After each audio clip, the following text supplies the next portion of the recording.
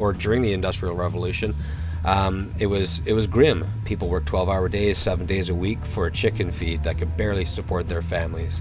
You know what I mean? And these are and then the labor movement came along and fought long and hard for the gains that we're enjoying today, and that we're giving back incidentally, by electing these kind of governments. And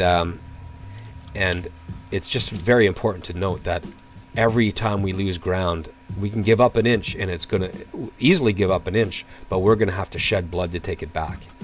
Do you know what I mean? Very much so, yeah. And our grandfathers and great grandfathers did that for us. They sacrificed for future generations, and we just show no respect for the sacrifices of previous generations and what they did to create better living conditions, better working conditions for what would become the middle class. Yeah. You know what I mean?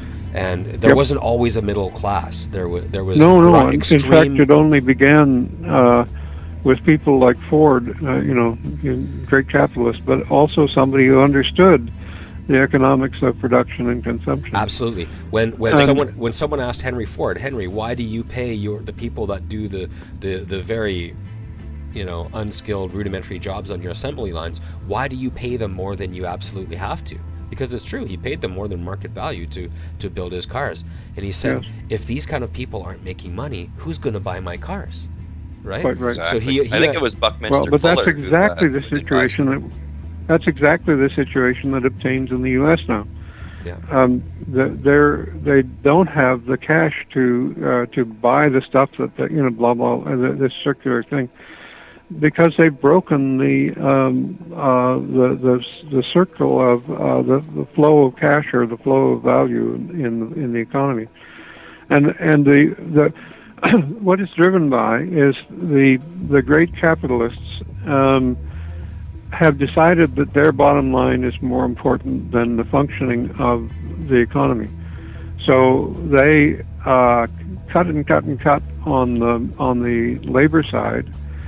And they do it by exporting the production and so on. All the techniques that we know about it. It's part of what is called the race to the bottom. Correct. If you export the manufacturing to China, then even the people working at McDonald's can buy a coffee machine and from Walmart, a cheap ass $20 coffee machine, when something you used to invest in a quality piece of kitchen hardware like that. Now you have cheaply manufactured trinkets from China that even your poor service industry workers can afford to buy, but not for long. You know what I mean? As your economy contracts because you lost all your primary industry, your service industry workers aren't going to be able to support that level of consumption for long, because inevitably, as the industrial base, which no longer exists in the States, right? Wages are going to have to go up in China. There's just no other way. Those things are going to get more expensive. That's what I wanted to get to.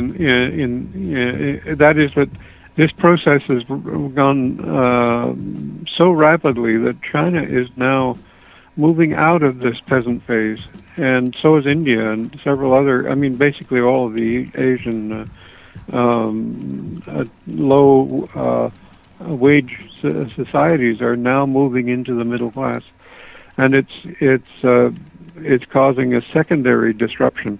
If China seems a little bit desperate to you nowadays, they have a good reason to be, because they've awakened their own tiger, and they understand that it's about to eat them unless they do a lot of very I don't know what the adjective to put it, but a lot of things to keep their own productive monster under control and supply it with energy and goods and so on. Yep. And where is the cheap labor fund going to come from in a little while?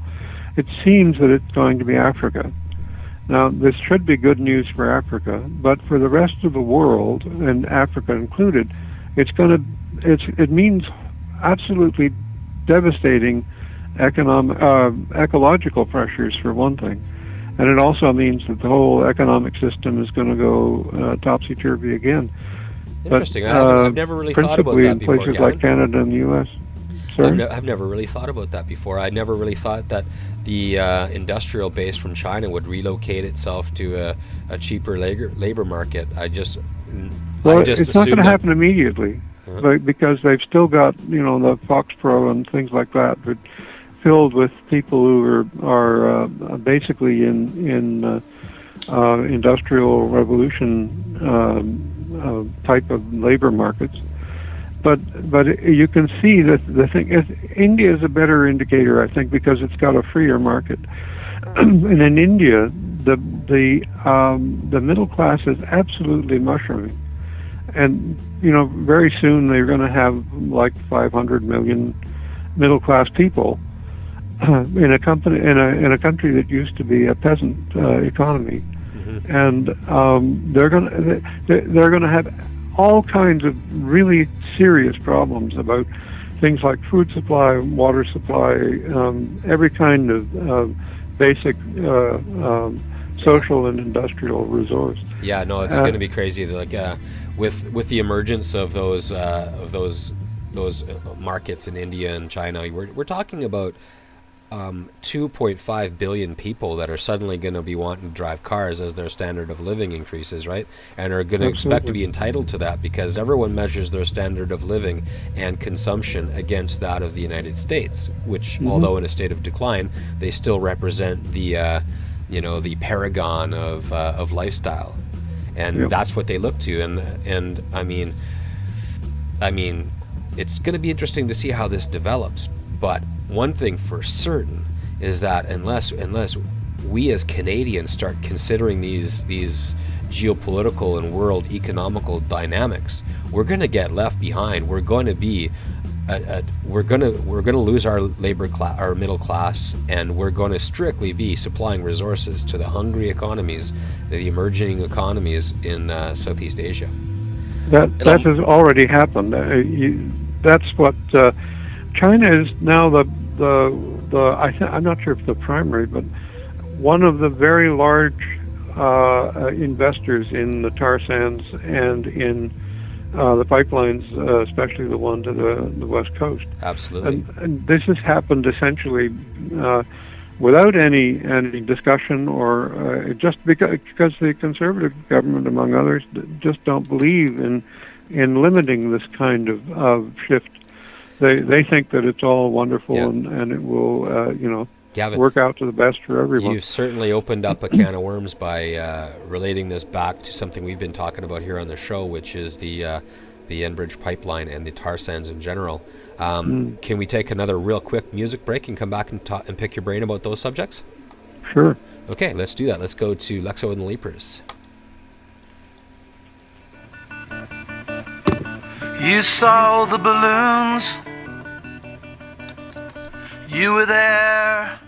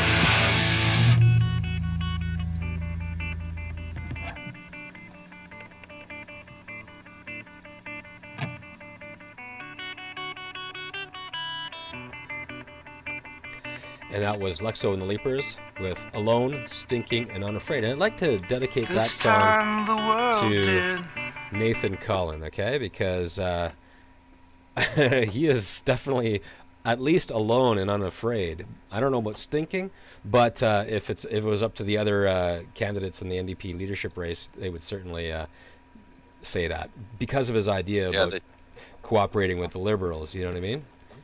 There seem to be only two different candidates in that race that create any controversy, and it's Nathan Cullen and Thomas Mulcair. Yeah. But you know, Gavin, I bet. The reason, Go ahead. Yeah, sorry, Mike.